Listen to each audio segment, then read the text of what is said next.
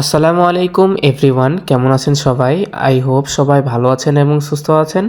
আমিও আলহামদুলিল্লাহ অনেক ভালো আছি এবং সুস্থ আছি এবং আমার লফটের সকল কবুতর আল্লাহর অশেষ রহমতে এবং আপনাদের দোয়াতে কবুতরগুলো আলহামদুলিল্লাহ অনেক সুস্থ আছে। বেসিক্যালি এই শীতের সময় কবুতরগুলোকে সুস্থ রাখা খুবই চ্যালেঞ্জিং একটা বিষয়। তো সব দিক দিয়ে আমাকে দেখা লাগে এবং সব দিক সঠিকভাবে পর্যবেক্ষণ করা লাগে। কিছুদিন আগে আমি আমার লফটের কবুতরের চারদিক দিয়ে ঘরের চারদিকে সুন্দরভাবে যে জায়গাগুলো ফাঁকা ছিল সেই জায়গাগুলো পূরণ করেছি।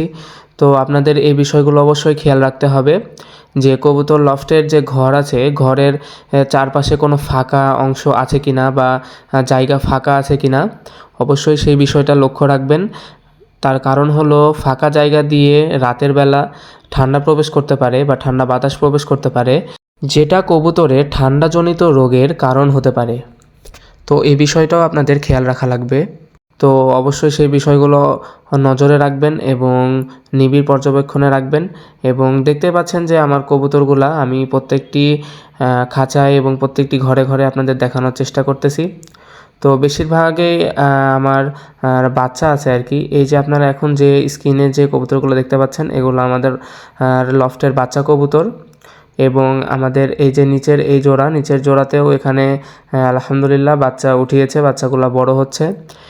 দেখা যাচ্ছে যে বেশিরভাগ আমাদের কবুতর যেগুলো আছে আর কি লফটে, তাদের বেশিরভাগ কবুতরের কাছেই আর কি বাচ্চা আছে। তো যে বিষয়টা আপনাদের বলতেছিলাম সেটা হলো যে বাতাস প্রবেশ করানো যাবে না কোনোভাবেই। আর তারপরেও আপনারা যে বিষয়টি লক্ষ্য রাখবেন সেটি হলো কবুতর ঘরে কি লাইট জ্বালাচ্ছেন বা কোন লাইটটা জ্বালাচ্ছেন সেটা বেশি গুরুত্বপূর্ণ। কারণ এখন শীতের মধ্যে কবুতরগুলা মানুষের যেমন শীত আছে, কবুতরেরও ভাই সেরকম শীত আছে।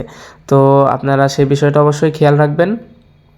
এবং কবুতর ঘরে 60 ওয়াট বা 100 ওয়াট যে জিএলএস বাল্বগুলো আছে সেগুলা জ্বালানোর চেষ্টা করবেন।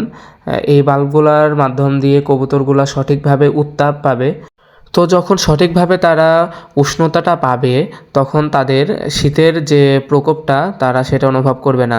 এবং কবুতর এবং এই সব সেনসিটিভ জিনিস যেগুলো আছে, কবুতর পাখি অন্যান্য যে সেনসিটিভ জিনিসগুলো আছে তারা কখনোই ঠান্ডা সহ্য করতে পারে না। সে বিষয়টা অবশ্যই খেয়াল রাখবেন। তো এই সকল বিষয় অবশ্যই বিবেচনায় রাখবেন।